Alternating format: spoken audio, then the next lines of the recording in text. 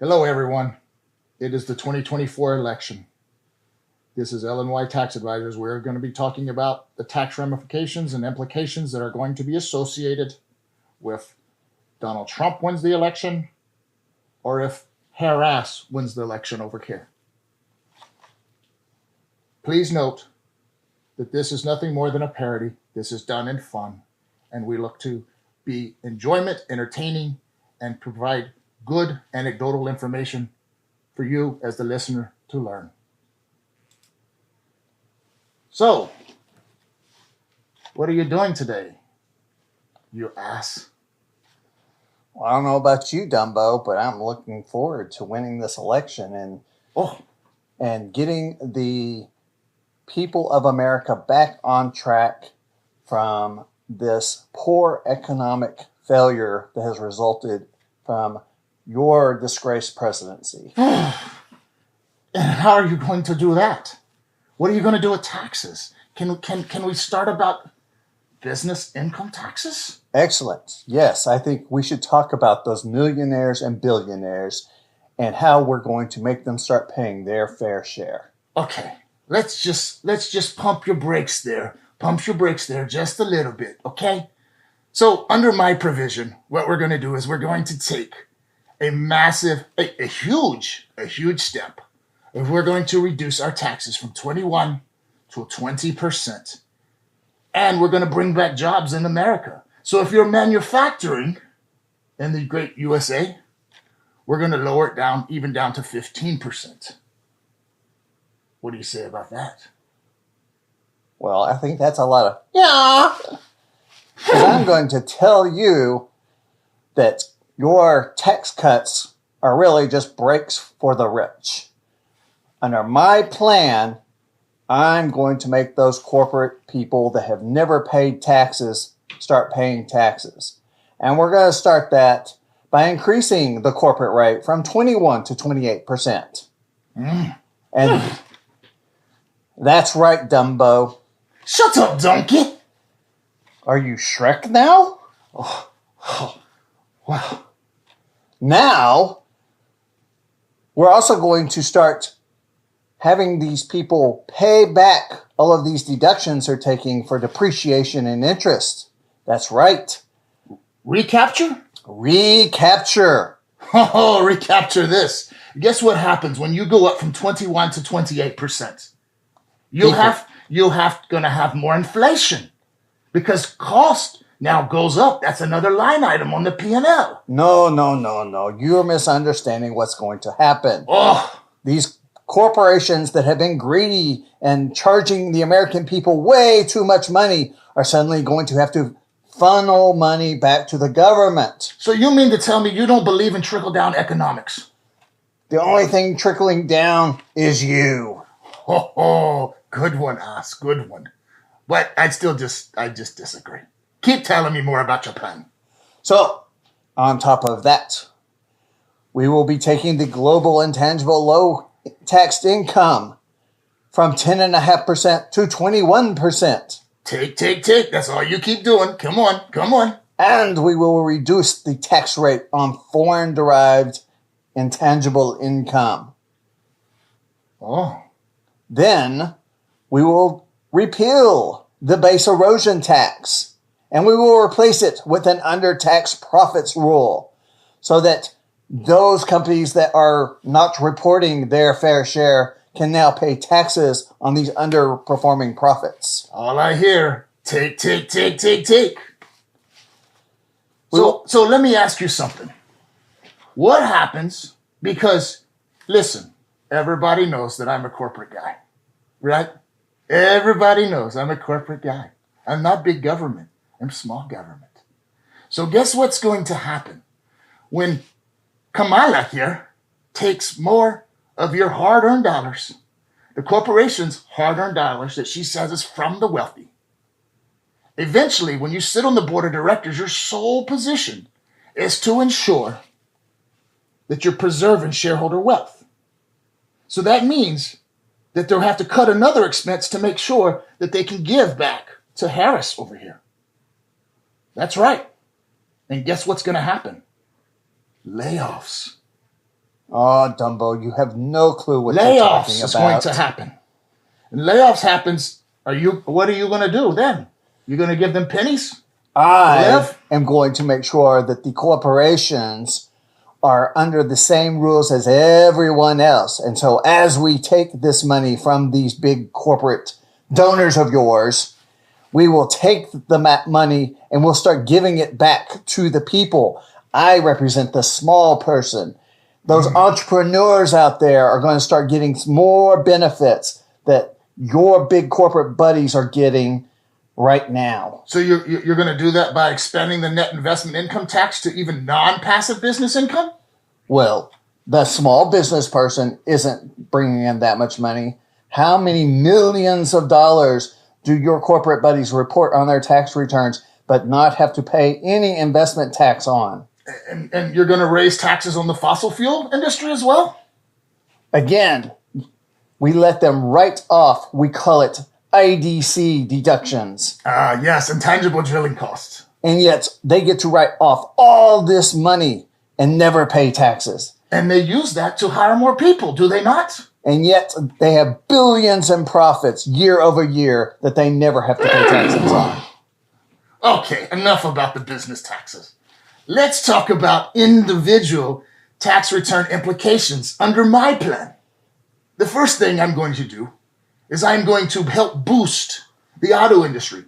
So every time you buy a vehicle, you're going to be able to deduct the interest on your taxes. Now, look, that may be on Schedule A if you itemize your deductions, just like you would under mortgage interest, or it may be on a separate schedule.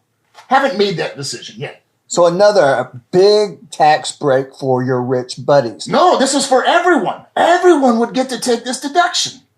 In addition, what we're going to do, look, the government's taxing you too much. If you're over 65 and you're receiving Social Security, no more taxes on your Social Security income. You've already paid taxes. But Kamala here wants to tax you again. In addition, if you work more than 40 hours a week, hard-earned people, those aren't your wealthy ones, Kamala. Overtime taxes are going to be completely eliminated. And then if you work in the industry, restaurant industry, for instance, all your tip income, no taxation for that either. We're going to make my 2017 tax cuts permanent. They're not going to expire under me. Yeah. And we all know what's going to happen. All of your rich buddies are going to shift their income, and suddenly you'll all be overtime pay and tip income, so they don't have to pay any taxes. Okay, keep going on. Tell me again how you're doing the net investment tax on the 5% of income over 5% over 400,000. Tell me how that works, please. So, again, my tax raises are going directly to the wealthy. Those people making $400,000 or more dollars from their businesses, I'm going to expand the net income tax on that piece up to 5%. More taxes, all I hear. And then, for your rich buddies, their tax bracket is going to go from 37 to 39.6% if they are making more than $400,000. Okay. Then, to keep them from not paying their fair share, I'm going to stop them from hiding that money in these retirement accounts. So you don't want them to ever retire, is what you're saying. You want them to be financial slaves. You and I both know they never pay taxes on any of that money. Not true. Just not true. But okay. Then, for your millionaire boyfriends, I'm going to start taxing any property exchanges. Currently, there's a limit on how much you can shelter in a property exchange under 1031 exchanges. I'm going to reduce that down to $500,000, which means all those hotels that you like to have and you like to flip them over to other people, you avoid paying taxes on it. You're now going to pay taxes on that. More taxes, okay. And then I love your no tip income taxation, but it's only going to be for the people that really deserve tips. I'm going to make it extremely difficult to qualify as a tipped employee. It has to be somebody that actually typically earns tips, a customary job. I got a tip for you. Let's talk about capital gains. Well, I'm going to tell you this. I think what we currently have under my 2017 Tax Act is perfect when it comes to capital gains. I don't think we need to even make an adjustment. I got it right the first time. What about you? What do you think about the capital gains and dividends? You must have gone to the tanning bed one too many times if you think the capital gains tax brackets are right. Here we go, the orange man syndrome once again. Okay, let me hear you. I don't know if I can hear you. Come on, keep going. These corporate billionaires never pay enough on all their stock trading. So I'm going to raise the long-term capital gains tax to 28% for anyone that has taxable income of $1 million. That way they're paying their fair share on all that money they're hiding in the stock market. I've already talked about increasing the net investment tax to 5% for those people.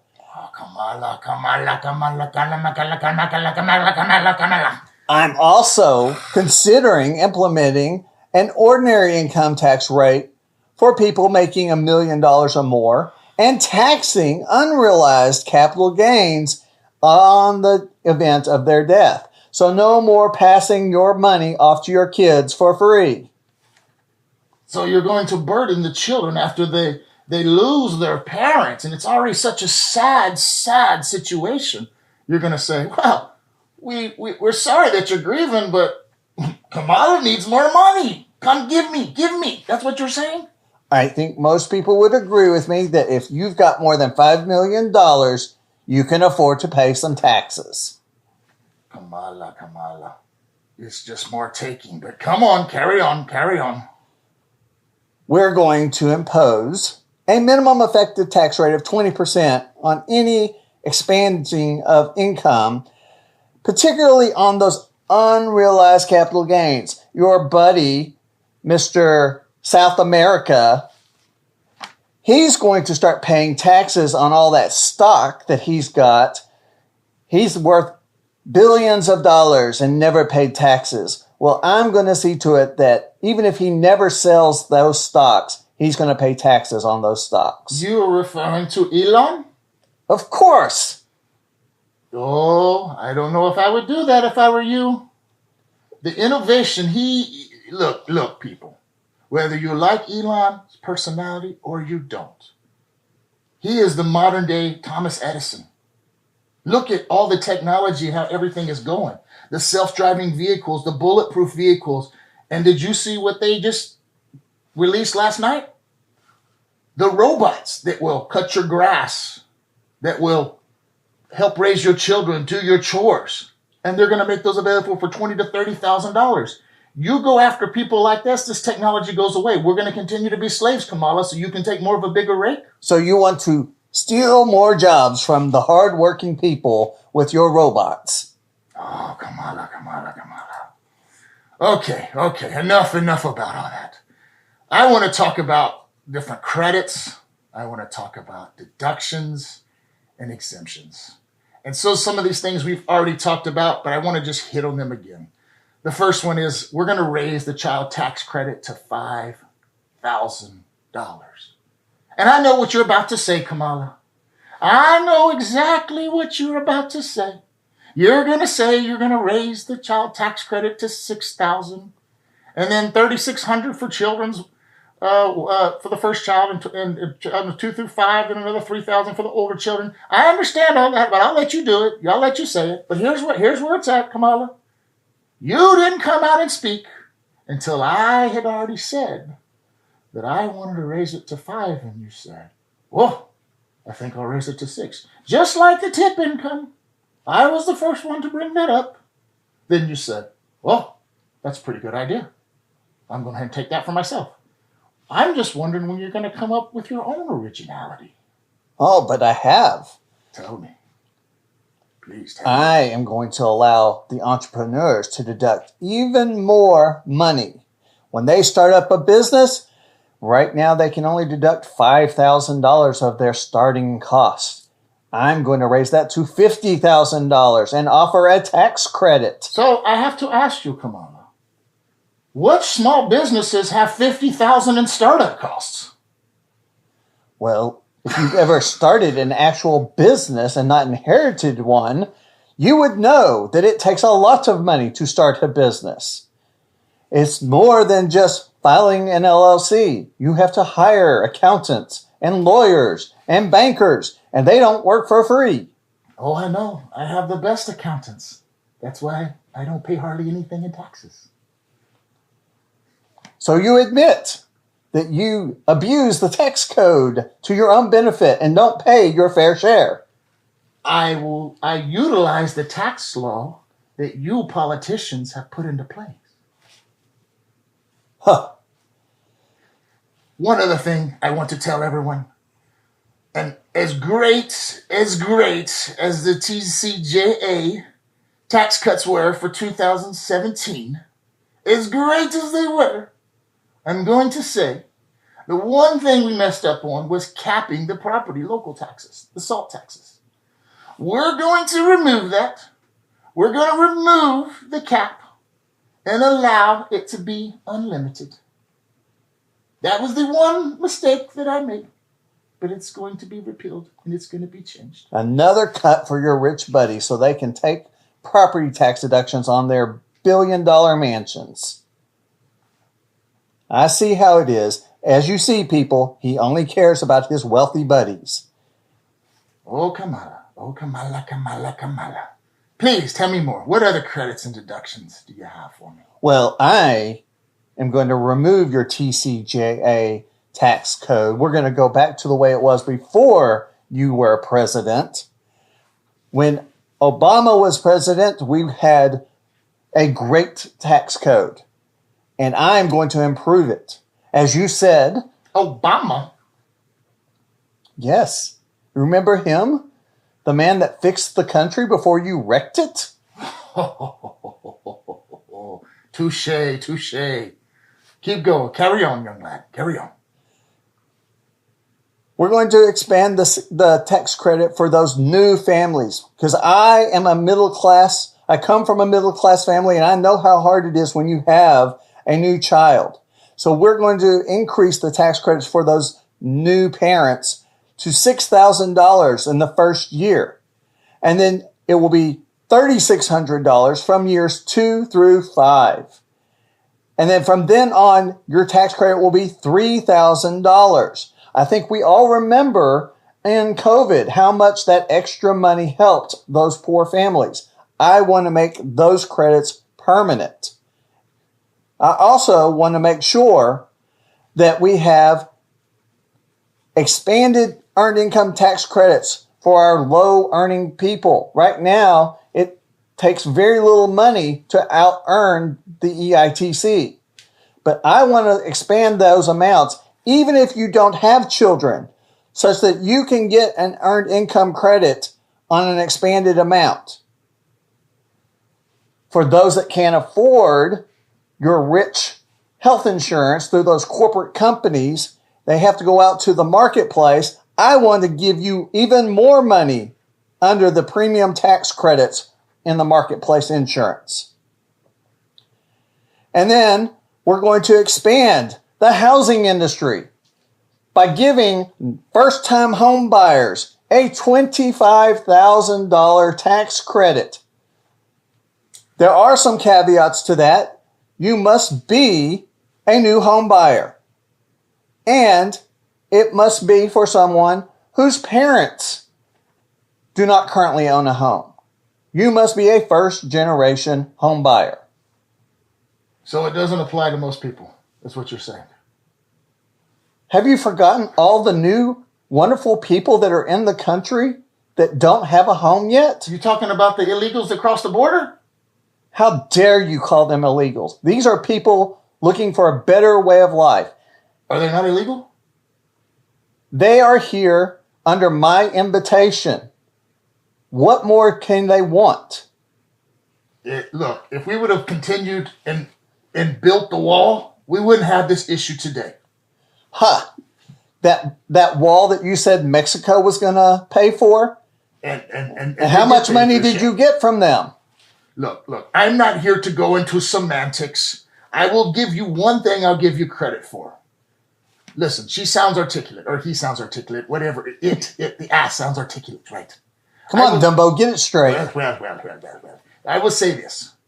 You do a good job when you can read off a teleprompter. You're not talking in circles as much.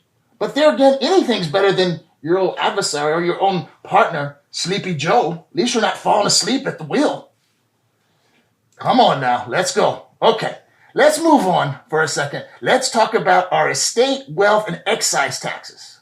So, getting back to it again, look here, guys. I can't emphasize this enough. This is huge. Absolutely huge. We are going to make my tax cuts for 2017 that are about to expire. We're going to make them permanent. Permanent. That is going to be huge. Absolutely huge. You might not understand how huge it's going to be, but it's going to be huge. In addition, we're going to tax large private university endowments because they have just gotten out of hand. And I haven't heard you mention anything about that, but go ahead. Tell me. So your idea is to reduce the money that goes into education to help our young people succeed in life by taxing people that want to help these young people go to a better institution. Is it not a tax sheltering device? Are they utilizing it well? Because last time I checked, our universities, the cost to go to school is outrageous. So is it really working? I don't think so. Well, it sounds to me like we just need to give more money to the Department of Education so that they can help these people achieve the American dream. They haven't proven that that they're good stewards with our funds. We're going to continue to give them more. I think we have not done enough in the education realm. Just like our government. You like how they're spending your resources? Let's just keep taking more taxes. But carry on. Tell me. Well, you want to tax those that want to give to our education. I want to tax those people that are wanting to hoard their wealth and not spend it in our economy. I will be increasing the estate and wealth taxes, and I will make sure that your billionaire buddies pay taxes on the money that they've hoarded. Okay. There's one thing that I heard the other day about this stock buyback tax up to 4%. Tell me how this works. Can you shed some light on this, Kamala? So everybody knows that these wealthy people have all this stock, and when they die, these corporations pay them to buy their stock back. And these people have been subject to minimum capital gains taxes. Well, we have a current tax on the stock buybacks of about 1%. It needs to be closer to 4% so that we can make sure that those people are paying their fair share on the money that they've hoarded over their life. In addition, as I said, your billionaire friends, like Elon, need to pay 25% on their stock when it goes up. You're talking about unrealized gains? That's right. Why should we wait for them to sell it? We know they're never going to sell it. They need to pay the taxes on that stock. So you understand how this works, right? Today they say, I don't know, $1 million. If you have over $1 million, 100 million, whatever that number is, in assets, when your house goes up in value, you didn't sell it. You didn't realize the gain, but you're going to recognize that gain. And you're going to pay taxes on that real estate when it goes up. So today, under Kamala, we might do it on 100 million. But tomorrow, if we allow this to go through, then that threshold gets lower and lower and lower. It'll get down to 50, and then it will get down to 20, and then 10, and 5, and before you know it, you'll be taxed on unrealized gains. So what'll happen is you'll inherit your father's house after he passes away, your mother's house when they pass away, and it will trigger again, and you'll be forced to sell it. You'll be forced to sell it to pay Kamala's taxes, or you'll be in a house, and that'll be your house that you wanted to raise your family in. And it just so happens that house continues to go up in value year after year. But if you were to sell that house, you now have to go buy another house. But the problem is, now under her plan, you're going to be paying taxes every time the county assessor comes in and reassesses it. You have to pay taxes. But you didn't sell the house, so you have no cash. It's going to force people up out of their homes. This will trickle down to you and every single person out there. They're going to say, but we're not going to do that unless you make a certain threshold.